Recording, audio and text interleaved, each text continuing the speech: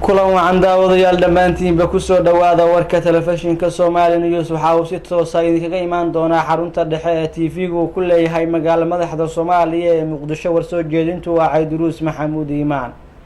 qodobada aad ku daawan doontaan warkana waxaa ka mid ah madaxweynaha Jamhuuriyadda Federaalka Soomaaliya oo maanta la kulmay taliyayaasha ciidamada qalabka sida ee Soomaaliya.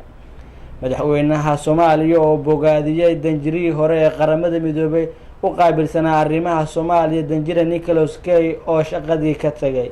golaha wasiirada xukuumadda federaalka Soomaaliya oo kulankoodii khamiislaha ku yeeshay Muqdisho ayaa waxa ay warbixino ka dhageysteen wasiirada gaashaandhigga iyo arrimaha gudaha ee Soomaaliya.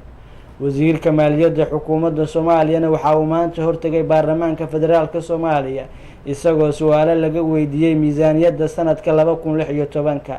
xisbiga mucaaradka ee wadani ayaa ugu baaqay xukuumadda talada hayda ee Somaliland iyo guddiga komishinka doorashooyinka in ay diiwaangelinta ka sameeyaan deegaanada Buuhoodle. qodobadaas iyo warkii dunida ayaad ku daawan doontaan inta uu socdo warka telefishinka ee u diyaar garooba qodobada aan idiin dulmaray oo faahfaahsan.